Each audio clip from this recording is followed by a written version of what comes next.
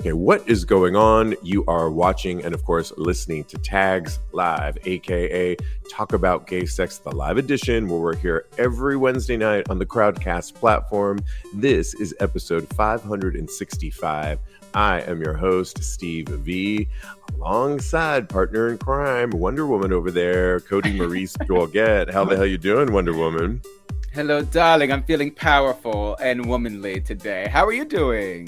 I'm doing really good. We are excited because a little bit later in the show, we've got some really cool special guests. I'm talking about Ell and Trey of Just Press Play podcast with Ell and Trey. And I deep dived into their newer podcast that they have out right now on YouTube. And they are a lot of fun. We were talking to them before the show, and you guys are in for a treat. So stay tuned for that. But before we get into that, of course, we've got some hot topics to get into. And first off, we had to play this video. You can listen to it, of course, here. Can you play it, Kodi? And then we'll discuss. Yep. This is all based on Eurovision. And it was the host that was talking to the audience and telling the audience how they can vote. Listen to what happened when she was talking to a fan. Here it is, the Eurovision app, and it's really filled with so many things. You can see the rehearsals we have and how good it's going, and you can also get some... What was that? You get... I don't know what this is. Well, you get all the information you need if you just take a look. They keep popping up here. What is this? Brilliant. Okay, I'll just give the phone back to you. You seem to be having a lovely week here in Malmö. Back to you, Martin. Yes, that was from Eurovision just the other night. It was the final of the 2024 Eurovision Song Contest, which, first off, what is Eurovision for the people that don't know? And then we'll talk about what we were hearing. I've been waiting all my life for this moment, darling. Eurovision is a contest that is held in Europe, of course. It has been held annually since 1956, making it the longest singing competition on television. So take that, American Idol. You're not the best. You're not the longest running. So each country that it is a part of the EBU, which is the European Broadcast Union. They select the singer of a group of a person or a group of up to 6 people, and they sing for world domination is what they do. World domination. I love that. Well, what you listened to was the first semifinal that happened last night, and it took place in Malmö, Sweden.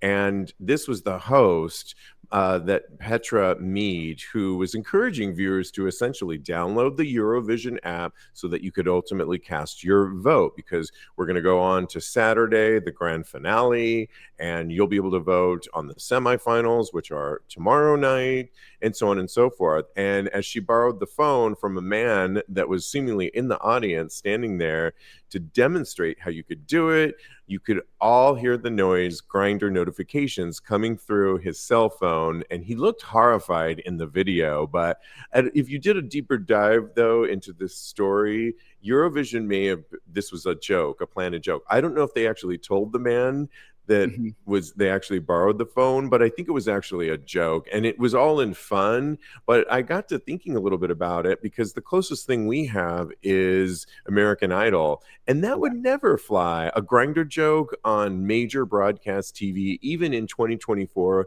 I don't think would ever fly. And so that just gives a huge nod to Eurovision, to European culture in general, far more progressive than American culture. And lastly, I just think it's just pretty cool. What did you think when you heard this? Oh, I thought it's amazing. I love Eurovision, and I love that they decided to play this joke.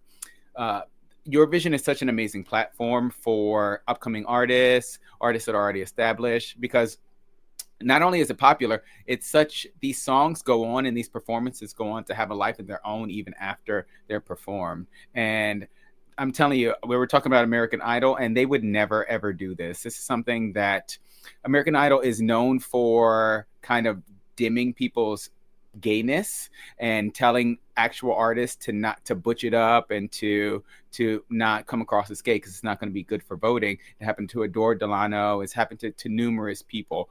So I think that Eurovision is definitely ahead of the time. I think Conchita Wurst was an actual drag artist that won Eurovision. And there have been so many LGBTQ plus people that have performed on there. The first one was in 1997 when I was born. Yeah, well, okay. That's another joke that we're playing on you, audience, as well as I think Eurovision was playing a joke probably because a huge percentage of the listening audience is probably, or the viewing audience is LGBTQ plus. Who would know the grinder sound more than our community? I mean, Bryce watching us says Eurovision is incredible. He also says it was totally a joke. He says, Teddy says, it's definitely a joke. The sound came through the TV. Hello. And then Bryce says, American Idol needs it with their current ratings. Apparently, they're kind of tanking. And Teddy reminds us of his friend, we think, Jim Navarro's, Clay, etc. They all had tough times on American Idol. So, yeah, I just think this is like really cool. A wink and a nod to the primary that's probably paying the bills to keep this show afloat and keeping it so popular. And that was fun.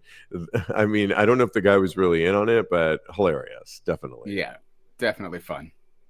Okay, moving on to a study that has really got doctors a little bit concerned. And we're talking about doctors are concerned after studying average penis length, get this, penis lengths over the last 30 years.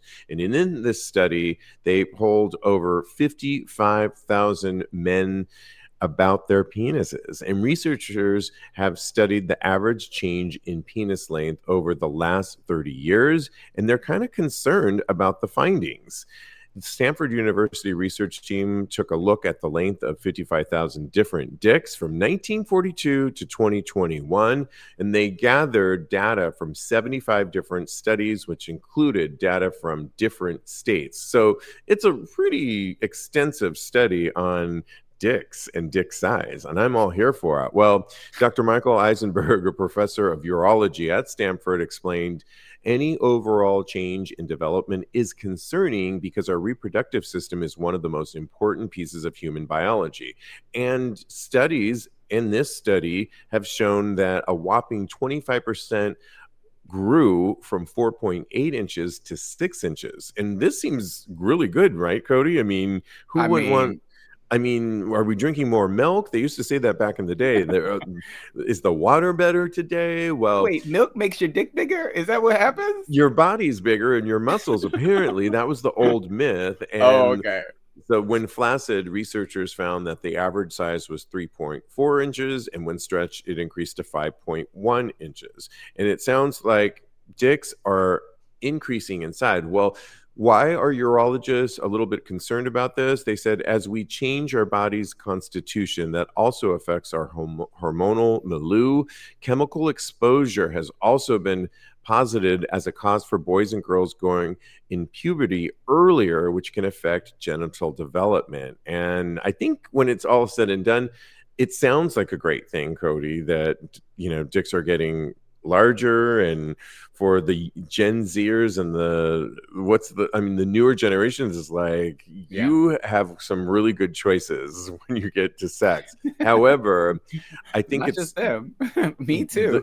We do too. The concern is really, I think when it comes down to it, is diet. I mean, I was reading this whole article earlier today with Lance Bass, and Lance, of course, from NSYNC, went his whole life eating whatever he wanted to eat, and he was always performing. So he's always been relatively lean, if you will. And over the pandemic, got a blood test and realized he's diabetic. And he attributes it to a really poor diet of no vegetables and eating a lot of junk, but burning it off because he was always training and dancing, right? Okay. And that's a common thing. You can look at people and think that they look really healthy, but what you consume really does make a difference on the outside. And so I talk to my girlfriend all the time about our diet and how poor American diets really are. And I mean, I just think it really can affect your sexuality. It can affect things hormonally. We don't even know what this could ultimately mean. It might not be a good thing, even if dicks are getting bigger. At least you'll have better sex. But, how long are you going to live is the question. What do you think about this? Yeah, I totally agree with you. Two things I learned from this conversation already. Number one, buy more milk. And number two, I should have been a dick scientist because studying these penises sounds amazing. And you know what? It's not a surprise to me that the chemicals are affecting our health. But for me, because I already knew that the chemicals in the food were affecting my health. They're definitely slowly killing us. Yes. And I think that a lot of time people don't realize, because they, like you said, Lance Bass does not eat a lot of vegetables, that you have to have a well-rounded. He is now, and he's on a mission to tell everybody. Fabulous. I love that for him. He's a proponent for health, and I think that that's fantastic. But I think that, we should be, I don't want to say kind of thankful that, this is it's a silver lining to the fact that the chemicals are kind of giving us bad health, because if this is a side effect of eating the chemicals, at least there's one good thing that came out of it, is what I'm trying to say. Because if I can have a bigger dick, then that's good for me, right? I already knew that the chemicals were killing me. So this is something that I didn't know, that it's a positive. So I don't know. It's all every day we learn. Every day we learn something about the chemicals and the things we ingest. I mean, Teddy, watching us live right now, who's our other co-host half the time here on this show. Hey, Teddy, says that 3 inches, no wonder everyone was so angry back in the day. And I mean, yes, I agree. And he's letting us know that Gen Alpha, is that like the newer generation, Kodi? That I believe so. I think they're either the benefit or the non-benefit of these larger, potentially chemically induced penises that we're going to be seeing. A 19-year-old was hitting on me just the other day. I can totally enjoy. You said on a past show that you will not do 19. Now all of a sudden you're into the 19-year-olds. Is it Kansas that you have limited choices, or what's going on over there? Probably. And I actually told him that I was not going to date him or interact with him because he was too young. And then I changed my mind. I was like, okay, only if I card you will I hook up with you. I love it. Oh my goodness. Good times. Exactly. Well, we want to shout out to a friend of our shows, and I'm talking about Bader Bomb, because it is National Masturbation Month. I didn't even know this, but leave it to there. I mean, it should be masturbation, year, because people jerk off every day practically. I know I'm guilty of it all the time. Not guilty, enjoy it. Well, it is National Masturbation Month, and Bader Bomb sent me some products to try out, including their Bader Bomb, and they've got some really good products over there, including, Kodi, these amazing towels that you use. They're basically like cum rags, but they're really packaged up nicely. I also like that they're not white too. I like a good colored towel because I just think it's more, and it's really plush. And get this, they've got this really great blanket. It's like the Bader Bomb blanket that you can use like on your couch, so that you could so you could kind of get comfy. Bader Bomb really wants you to enjoy masturbation and make it last for a long time. We're not talking about 2, 3 minute, 5 minute segments. Like, really enjoy the process, really make it a meditation, enjoy the masturbation process. And right now they are offering 15% off all month long because it's Masturbation Month, and they want you to enjoy. And all you got to do is put I had the code here. All you got to do is 15% off the entire month. Use code May15, and you'll get 15% all month long. Bader Bomb, we talk a lot about it on the show. It's really good, and for long sessions, it will help you last longer. It's just my favorite. Will of Tantric Fitness is a big believer of this. And thank you, Beta Realm, for sending these products over. I will have more reviews to come on then as well. Yes. And I think we have time for one more hot topic that we've been trying to get to. And it has to do with the Boy Scouts of America that are changing their name to basically finally embrace everyone. If you didn't know this already, the Boy Scouts of America announced just this Tuesday that they're going to be changing their name, because back in the day, when they started out in 1978, they were called Scouts. They actually did not allow LGBT, gay or bisexual members. And that went on for a while, up until 2014. They lifted the ban on gay and bi youth members. At the beginning of 2014 and 2015, it decided to allow gay and bi adult leaders. But it really wasn't until 2017, not that long ago, Kodi, that it would accept things like girls, transgender boys, and they've also been involved in huge lawsuits over sexual abuse. It reminds me, Kodi, of religion and the Catholicism that we've seen over the years. And so it's finally, here we are in 2024, where they are now going to be officially calling themselves, changing their name to Scouting America. Scouting America will take effect February 8th, 2025, when the original Boy Scouts of America will celebrate its 115th anniversary. Is this a little bit too late finally for this? Because I mean, I was a Cub Scout back in the day, not a Boy Scout. But really? It seems written of too late, too long to come to this. I mean, I'm glad that future generations will be welcomed, no matter if you're a girl, transgender, gay, bisexual. It's about time. It just seems like it took a long time. Oh, yeah, definitely. I think the Boy Scouts really missed the mark when it came to LGBTQ plus people in our community. They missed the wave.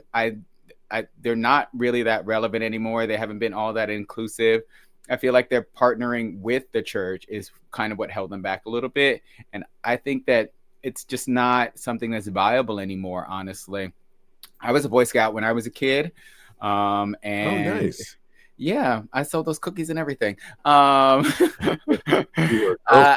were. Oh, okay. Yeah, whatever it was, I was in a skirt. But I do think that it shaped me in a way that I don't think was necessarily, it reinforced probably negative stereotypes. And I feel like that I held on to that for entirely too long. So I think that the Boy Scouts should probably maybe take a break and come back and see what they can do to revamp and really just come into the current times. Yeah, a little bit earlier this week, something that I would endorse, that ABC News correspondent, I think he is he the weatherman, Gio Benitez?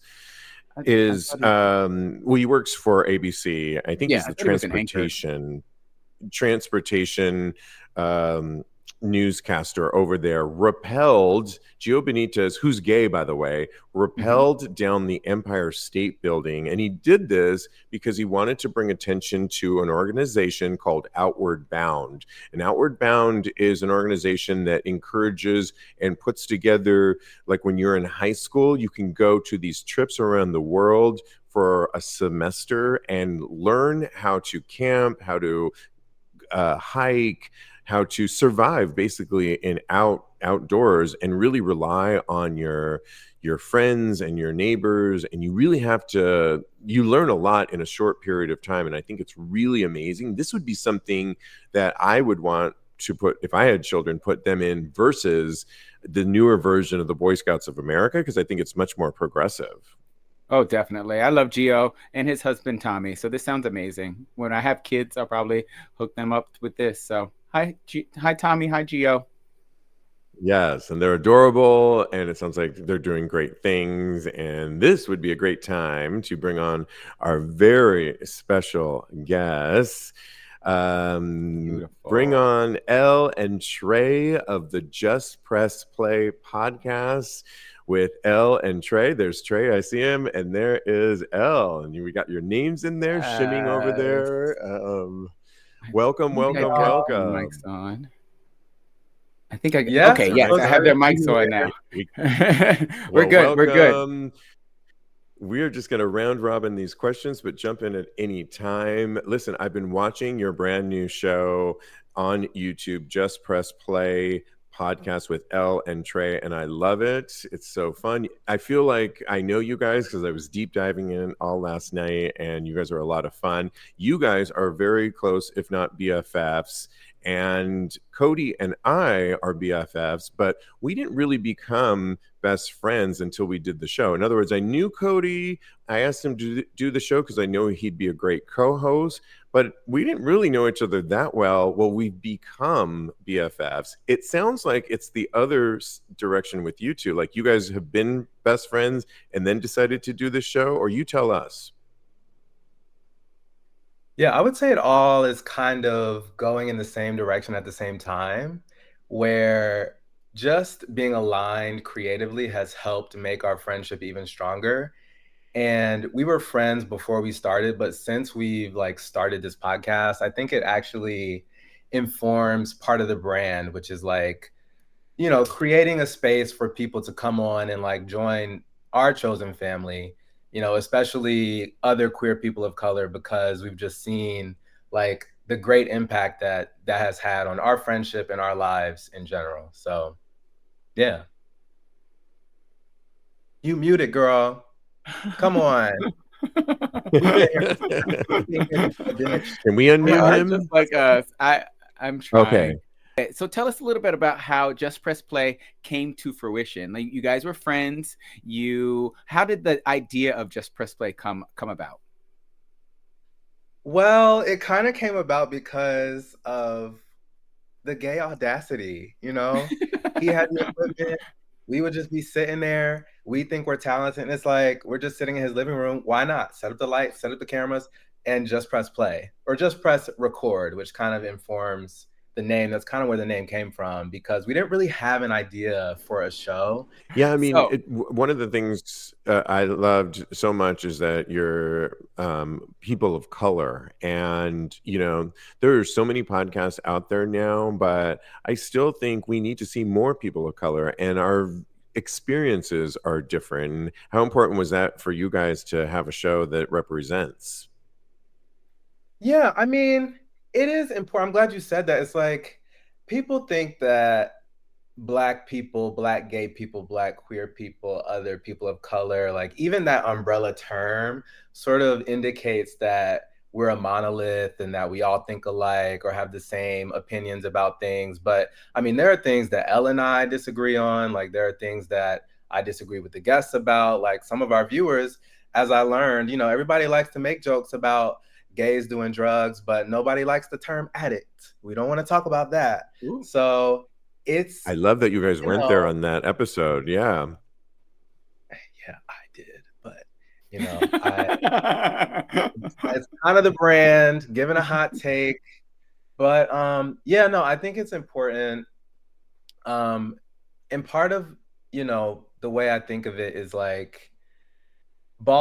almost want it to be the ballroom of talk shows, right? Okay. Someone told me a quote recently, ballroom is the only place where a Black trans woman can go and have a whole room of people stand up and applaud for her. And I feel like the same can be said about, Black and other queer people of color. It's we may not get the recognition from everyday talk shows or mainstream places, but we really want our show to be a place where any queer person of color and any queer person really can come and feel like they're the star of the moment, even if it's just for the time that they're with us. Love that. So can you tell us we spoke a little bit about the guests that you guys have had. Tell us a little bit about those guests and what have you really learned from having those guests on? What are your favorite moments that came out of Just Press Play? I've been talking a lot. Elle, are you with us? Elle? First things first, Trey and I have been friends for over like 3 or 4 years. She has not told you this, but I love to tell people this. I will continuously tell people this. She is a journalist from school for journalism. I love that because I did not do that. I went to school for public health. I got my degree in health sciences. But this girl right here is a journalist. This one right here to the left of me, the right of me. She's a journalist that was on the Jon Stewart show that was also nominated for a Emmy, which means she probably would have got one because I would have fought for it. And I just really admire him as a person and how his thinking process is. And that was one of the main reasons when Trey asked me to do the show. He was, well, not asking, but like asked if I would like do a show with him. I loved it because before I was doing Queer Late Night, which I'm still doing by myself. I was doing it with Ricky Roman. It was fun and it was just a joyful moment to talk to different people from the queer community. So being able to do Just Press Play and to be able to carry on that ideology of like getting insightful stories and journeys from other people is something that has always been embedded in my like part of giving back and being a part of the LGBTQ plus community. I love that for myself. So I'm really happy to be here with y'all. And you've been doing how many episodes? Of 170? No, we're on like 500 or something like that. 565. Yeah, we're on episode 565. So yeah, exactly. I didn't do my research. I need to leave. No, thank you so much for having us. And as far as Just Press Play, it's fun for me, I can say this, speaking for myself, I always thought to be an artist, you would have to go to an art school, you want your nurse to go to nursing school, but to be a writer, you have to go to like, get the proper education to kind of like throw myself in the like sticks and the wolves of television production and podcast production, not having any background. Like, honestly, Queer Late Night was like created during the was calling me. Just here we go. It's like a different type of vibe and feeling, and it's fun to meet and to pick stories and to build stories that we feel like one will touch people and two will enhance the bigger conversation. Also, it's an opportunity to use some things I never felt was actually a talent, which humor is a talent. If you can make people laugh and have a good time. And you have it, honey. And comfortable, baby, that's better than an EBT card. It's better than any welfare you could ever be a part of. It's better than any program you're gonna be a part of. It's like a magic power. Can you imagine like making people laugh and get your way out of like, I don't know, a death sentence? Oh, okay. Wow, we went there. It's too funny to lose. Yes, exactly. Well, we love some of your guests. We're a sex podcast, and you had Ricky Roman, obviously a recent guest on your show, but you also had somebody that Xavier Blanco on the show, and one of the things that you were asking him was who should start an OnlyFans? And I think it was you, Trey, that asked the question, should I start an OnlyFans? And his answer was an emphatic no. As somebody here that started later in life, because we're a sex podcast, at first I was a little like, wait, why is he saying no so quickly? But then I heard his whole response, which really made sense. Essentially, if you want to do something later on in life, this will always be here. You will not be able to scrub that adult content away. And you just have to know that if you're okay with that, that's good. I mean, we have a sex podcast. I'm okay with my OnlyFans. But it begs the question, Trey, because you were asking it, would you seriously ever consider an OnlyFans or would you not? Consider I've already done it. But I also think we're way beyond that. Also, let's be clear that part of his answer was, well, now you know, the more you know. Part of his answer was also like, this is my bag, get out of my bag and our bag. Well, exactly. Yeah. Don't start coming into my area. He actually said, there's already people doing it. Don't do it is what he said.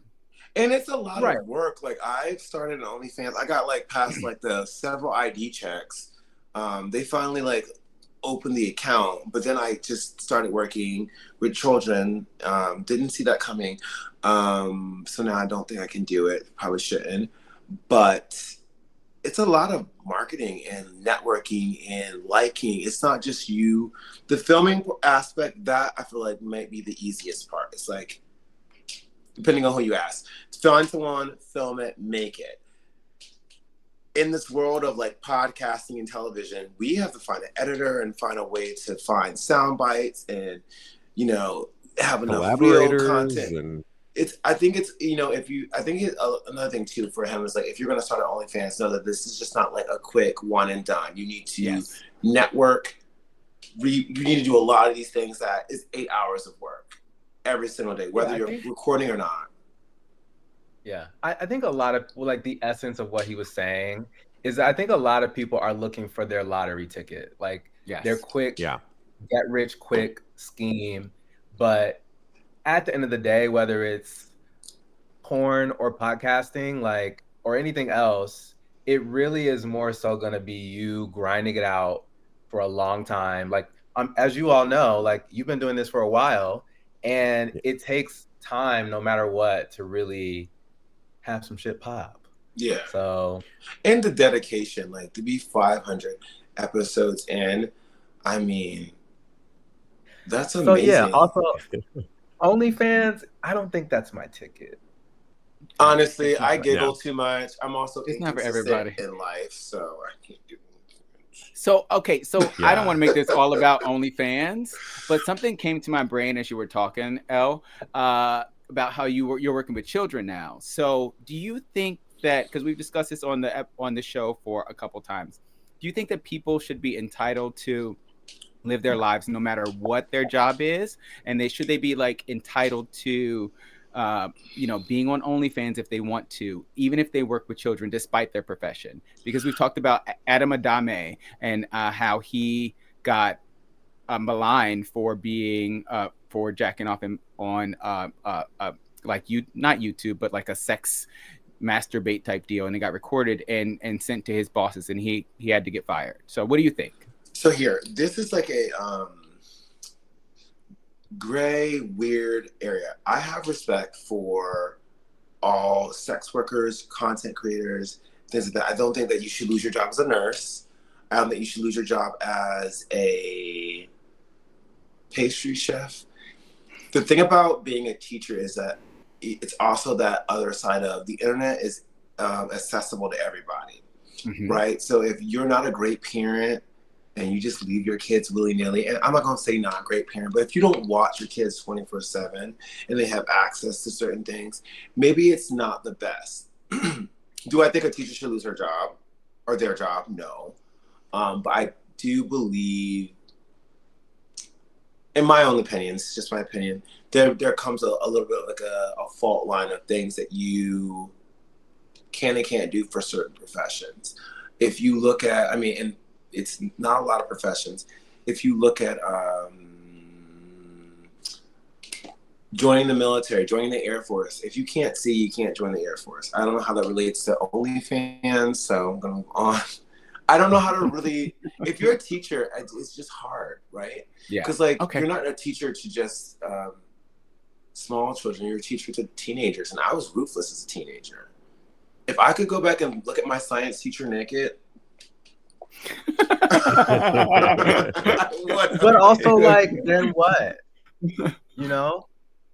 I mean, also it begs the question of like, so what? Also, yeah, sexual proclivity and the things that you like versus sometimes people are like, this is not enough money. I had this conversation with a few of my teacher friends.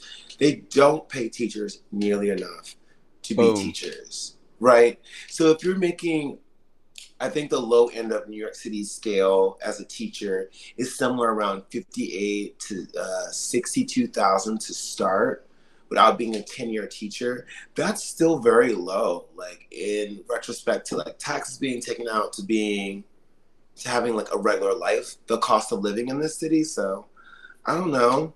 If you don't want your teachers selling bunani on the internet, give them some more money. Give them the coins, honey. Yeah, you know. Asked and answered. I love it. I love it. Well, on your show, you ask some really great questions, and you have some really great guests on Just Press Play. I can't say it enough. You asked the question with a recent guest. I think it was Ryan Jones, who seems like a friend of yours. Would you date a circuit queen? And it got me thinking. The reason I like the show is because your questions are real life queer questions that we think about all the time. And would you date? And you really broke down. I related with you, Elle, because one of the things you said in that episode was you don't really do well in large spaces, like large clubs. You have like anxiety, and you prefer bars as opposed to the large. And I have that kind of anxiety too, believe it or not, too, that I totally related to about that. Ultimately, I don't know if I really got the answer, and we could all round robin it. Would you, Elle, date a circuit queen?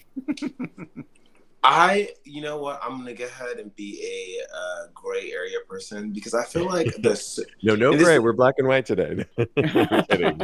Are we? We're Janelle Monáe. We need a white person to come on. We could pull our guest who's white to come on the show. You know, I'm gonna say, you know, if I was, is it black and white and yes or no? I'm gonna say no for right now. And the reason why I say no is because, and this is why I say no. I love partying. I love, and girl, gay culture. You say the word partying, and then you say what type of partying after. I love going out. I love hanging out with people.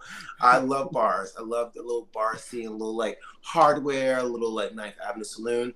I'm a bar roach, a bar rat, whatever you call it. I feel like it's easier to connect with people, to have a conversation. And don't get me wrong, girls are jigging up and like getting their judge in the bathroom, in the corner, whatever have you. Like it's almost the same as a circuit scene, but here's the difference: you have more of an opportunity to meet people, have a conversation with people, because that's what I came there for. I'm not sure what everyone else goes out for. To being that I have in the past, I was sober for a whole year and I didn't drink. I didn't do drugs, and I still don't do like drugs. I just go out and drink or whatever. I just feel like for me, it's a safer bet on not dating someone that enjoys the circuit scene to the point where like you travel for it, you go to a lot of different parties for it. And I'm not, you know, downgrading anyone or talking bad about anyone. For me, dating wise, I'd rather date someone that likes, you know, a regular Friday night at like the hole in the wall, meeting random people, getting sucked into the bathroom, hearing some sad story from some girl or whatever, versus like, honestly, every circuit party, I lose my phone.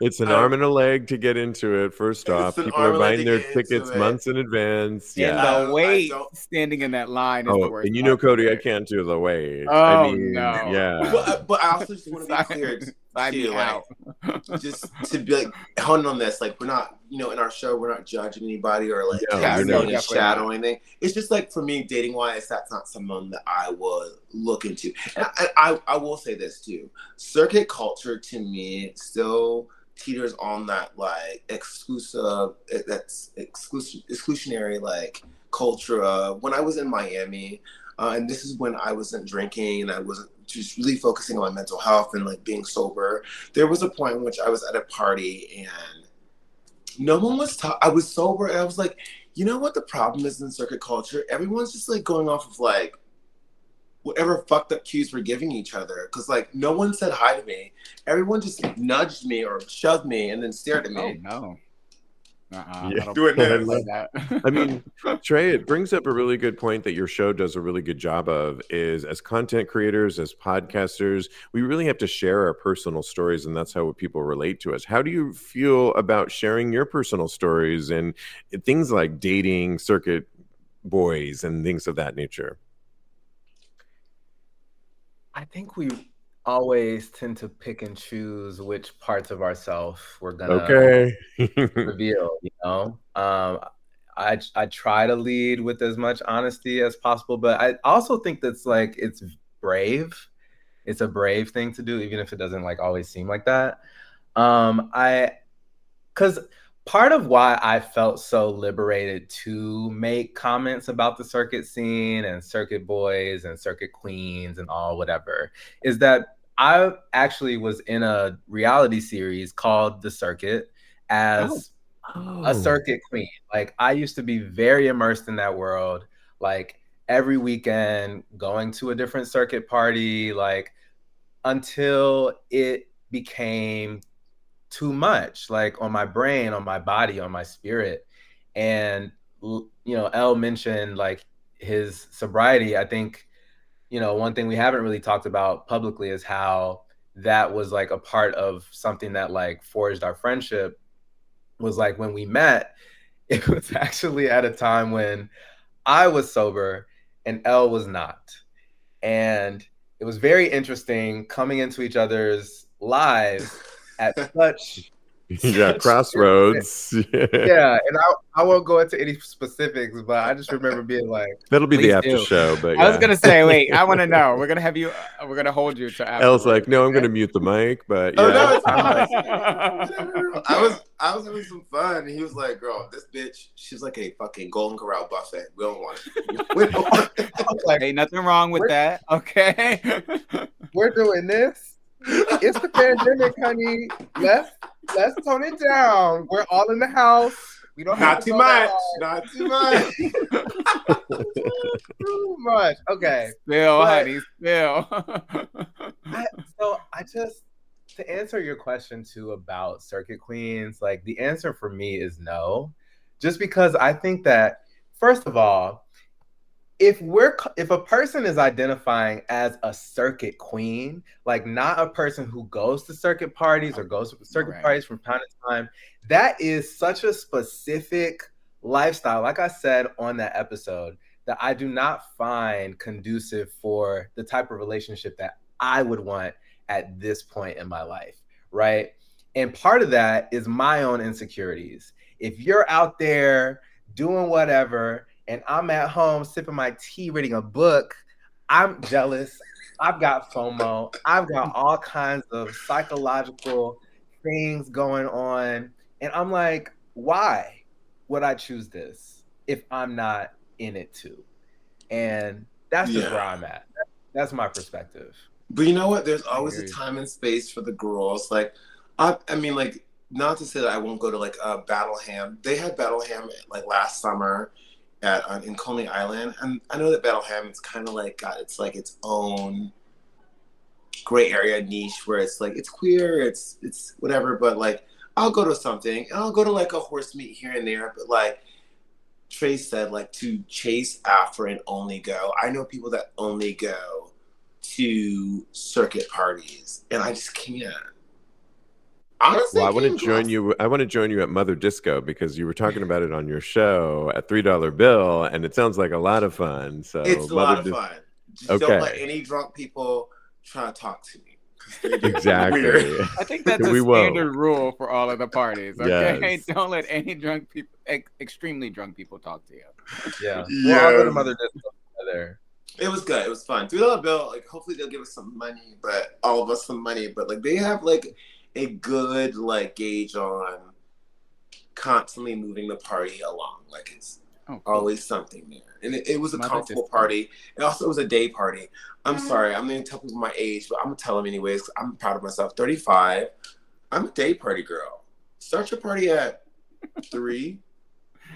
Okay, I like the day 5. party. I'll stay till 11. Yeah, let us be in the daylight. Don't push the gays into the dark. That's right. We've had enough of that. Well, we want to bring you into a hot topic if you let us. And then, but really, just really quickly, who can we expect or what can you tell us what's to come on Just Press Play with Ell and Trey? I know that we're looking to work on a really cute, pride project Pride's important to us because the history of Pride and the people that's created it and how it's manufactured itself over the last 3 decades is really interesting. And we want to like put some more focus on trans culture, people of trans experience, transgender people, and how they're a part of our community. And we don't have guests yet, but that's something that we're looking forward to doing. Trey. And the last, we want to center the trans people because we feel in many ways they're excluded from the community and conversations and Pride altogether. But also, the next episode, I believe, that's coming out that we just recorded is about DL men and DL culture. Ooh, so I need to listen to that. Hey, me too. It's a good convo. Let's ask a question right now. Do you guys still fuck DL people? Sorry, I shouldn't be close. You can totally say that on our show. Absolutely. We say the F word all the time. Yeah, we just click that little box that has sexually explicit content and we upload it and we're good to go. I would say at this, if for fun, if I didn't know they were, of course I would. If it was in a back room, sure. But would I date somebody if I found out that they were DL? Probably not, because that would not. That's that gray area that you're talking about, Elle. Wait, hold on. We didn't even ask this question on the show, but do you think there's an age in which people age out of, hooking up or pursuing DL men? Or do you think that this is something that you can just go throughout your life with? Kodi? Yeah, I don't think so. I think that when you, if you are who you are, generally speaking, you're going to be consistent with who you are. I personally don't date DL men, but I'm in Kansas and the pickings are slim. So I heard you gotta do what a bitch gotta do. What'd you say? I heard you're driving 18 miles for some something. Are you at a truck stop, like Kodi, over cornfield. there? The truck stops. I hear you can get some good. Quite.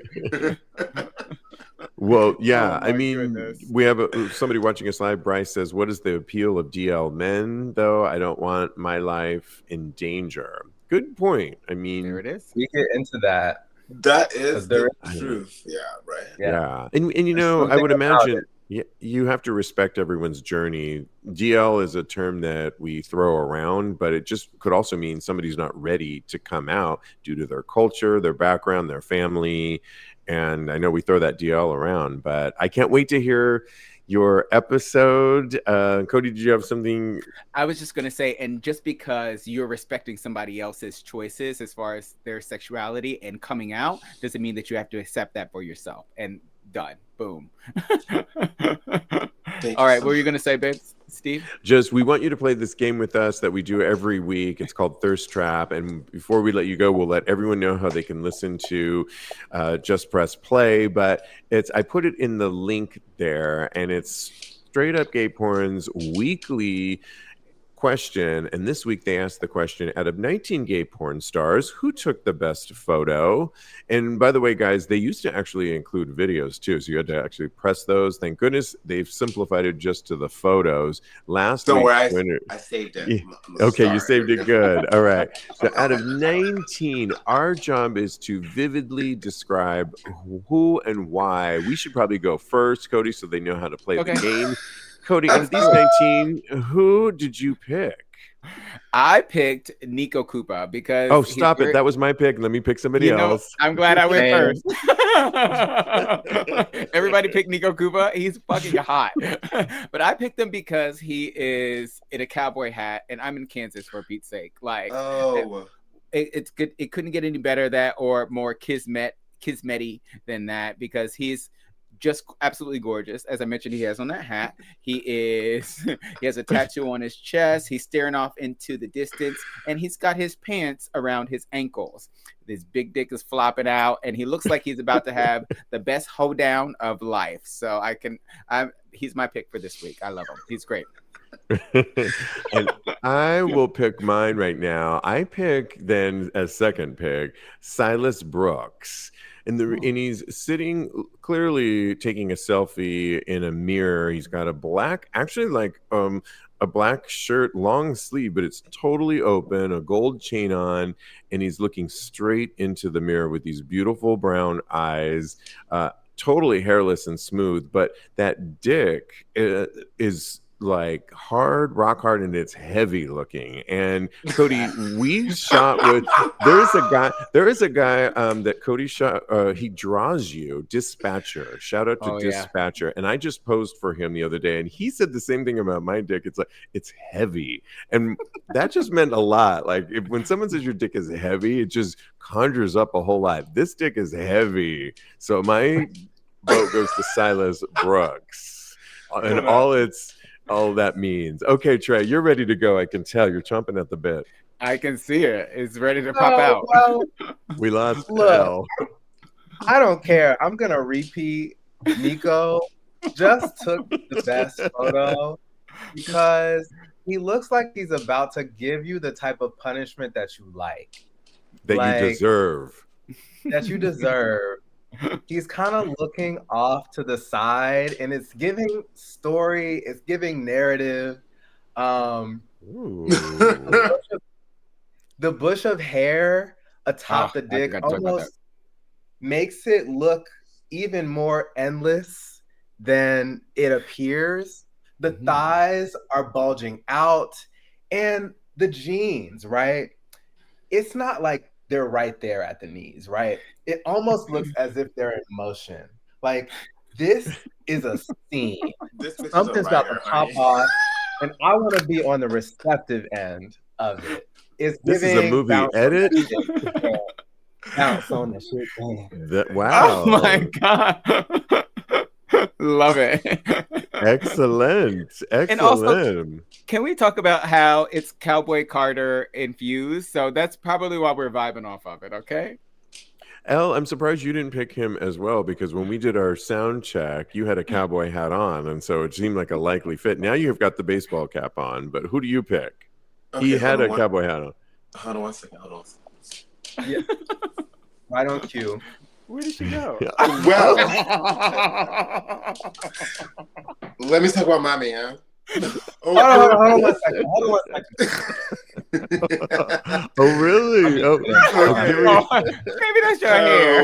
We're giving hair on this show. I know. I don't have any. Listen now. This man, it's the name underneath the picture, right? Yes. Yes. Yeah. So Big Harry 6969. Mm-hmm. All right, let's talk about it, because the girls at home are listening, right? He's tatted from hairline to, I hope, his foot. I just love a B-boy. Here goes that straight trash that we're talking about before in your little podcast. He's wearing a Lakers jacket. He has tattoos that start at his balls and end I don't know where. And I love the negative space in the seat where his hole is. Let me see what it smells like. Oh, you can't smell the screen. But listen. Too bad you can't scratch and sniff. He's got jewelry on. Literally, am I doing a good job? He's got blue eyes. He's got a beard. What about the flipping off? Do we like the flipping off? Yes. It looks like I might get choked. And spit on. He looks like a Jersey Shore reject to me, actually. And you know me, I'm always waiting for something that's been rejected from somebody somewhere. Who's this new iteration of you? Does she have a name we're going with? Please introduce. Out of nowhere. I'm the girl that works at the wig shop. And her name is what? Cynthia. She's a really cool dancer. And I love the grown out root moment that's going on in this hair. This is like my number one drag wig look. It looked natural at the time because I used to have brown hair. With the roots, I love all that grown out moments. Yeah, I've seen this wig get caught in her mouth a million times. No, but back I didn't at the circuit party. No, not at the circuit party. No, he's got a really nice dick too, and it looks like it's dripping wet. I don't really care about the finger. That people don't know how to pose themselves, to be honest with you. So that's just neither here nor there. But I don't know. Lakers Lakers jersey. Looks like he might fuck me in his mom's Pontiac. I don't care. Well, definitely Cynthia. He'll be fucking for sure. That's right. And that's my name, honey. I love it. Too much fun with you guys. Oh my gosh, the show is called Just Press Play with Ell and Trey. The podcast on YouTube. When can people? How can they follow you? When can they get new episodes? Every other Monday for now. For now. On YouTube, on Instagram is where we're at, and we're growing. It's us, and we just hired another friend of ours, Shima, as a producer. So we're only up and up from here. And you can follow the show at Just Press Play NYC on Instagram. If you go on YouTube and you follow us, you'll find out quickly that we didn't research the name before we picked it. But if you type in Just Press Play with ELL and Trey, TREY, you'll come to 7 of our episodes where we have some of the most amazing guests. You can follow me at ELL.MCCULLARS. Listen, I decided to use my whole name, so do what you want. And Trey, where can they follow you? They can follow me at Treymus, like famous, but Trey. Oh, love that. And we will list all of this on our show notes and have clips to come out tomorrow that hopefully you can just keep sharing because we really love the show. Congratulations on your guys' show. It's really entertaining, so super fun. And you guys are so fun. Yeah. Can we do it again? This was fun. I know, right? Let's do it again. Maybe we can be on your show sometime. Ooh, there it is. That's what was told to me in the email. Okay, well then we say yes. We say yes. So absolutely. Yes. Thank you guys. So much Thank fun. you so much. All right, I'm putting you back in the wing now. Bye. Bye. Bye. So much fun, Kodi. Oh, so I much love fun. them. That's great. Wow. I don't know. Mute her mic. Well, we should probably close the show here at this point. You can always follow my co-host, Kodi. He's a life coach. Follow him at KMD Coaching or his personal account at Mr. Maurice. Download his single, Talk About It, which is inspired by this show, and it's available on Spotify, Amazon, Apple Music, wherever you download your music. Talk About It by Kodi Maurice. And follow me on the gram. I am _Steve V. Or follow my Twitter account where you get a preview of my Just for Fans and OnlyFans. And that's at Tags Podcast. Really easy there. So much fun. Thank you, live virtual audience. You really helped us get through this night. It's so much more fun with you. And in the meantime, Kodi, continue having hot gay sex. sex. Lovely.